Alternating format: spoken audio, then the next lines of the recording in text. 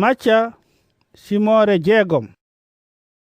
Ndeno ɗe timminirde golle mon pewɗe e hakkunde yimɓe bele oɗon jiye, so tawi on timminiriɗe noon, on keɓata jeenaari Baaba mon gonɗo dow asaman o. Nden noon so tawi aɗa sakko wasɓe kaalis, woto foottu hakkillaji yimɓe e ma, hono no naafigeji ɗi mbaɗirta ɗum e nder batirɗe wondude e beddaji ni. Ɓe mbaɗirta noon ko beele yimɓe ina mawnina ɓe. E goonga moɗo wiya on, ɓen keɓi jeenaari mumen ha gassi. Kono an so tawi aɗa sakko, woto nanoma andu ko ñaamoma waɗata, beele on sadaka ina wona sirlu, nden ma Baaba ma paamowo sirluji o yeene.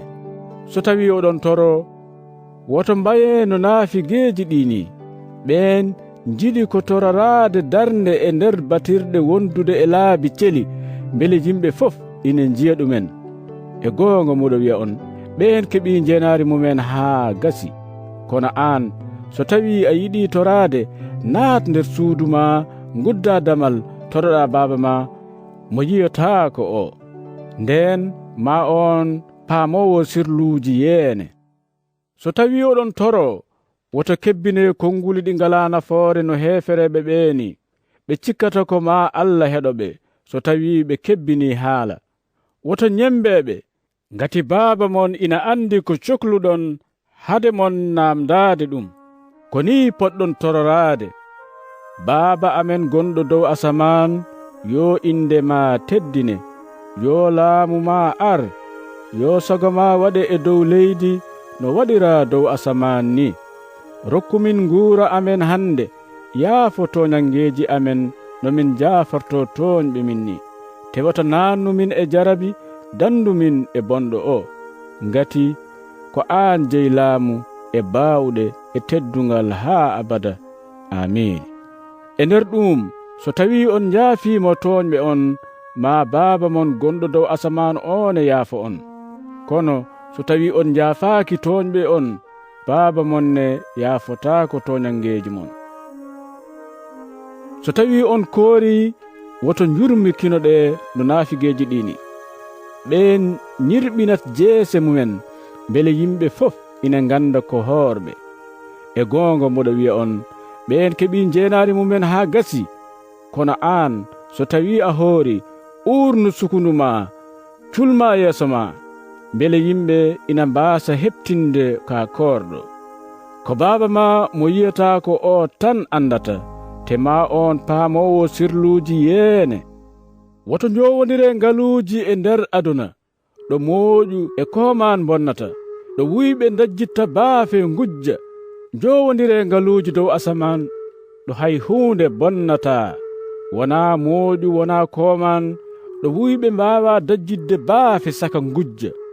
Ngati ɗo ngalu ma woni fof, ko ɗon ɓernde ma wonata. Gite ko lampa ɓandu, so tawi gite ma ina moƴƴi, ɓandu ma fof yaynoto. Kono so tawi gite ma moƴƴani, ɓandu ma fof wonata ko e niɓɓere. Nden noon so tawi ko fonno wonde annoore e maako ko niɓɓere, koni ndaw niɓɓere kunus.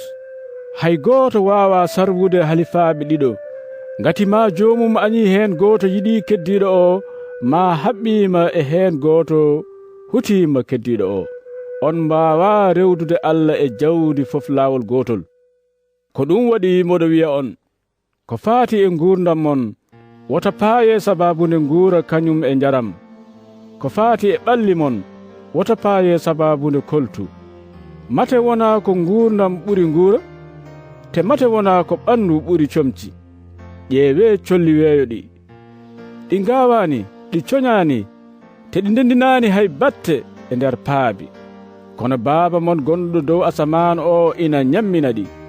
Mate wona ko onon ɓuri colli ɗi?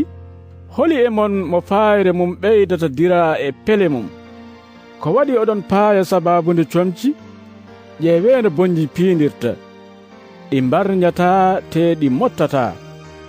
Ndenne dey mboɗo wiya on, hay Sileymani e heewde darja ñaantoraaki no majjini.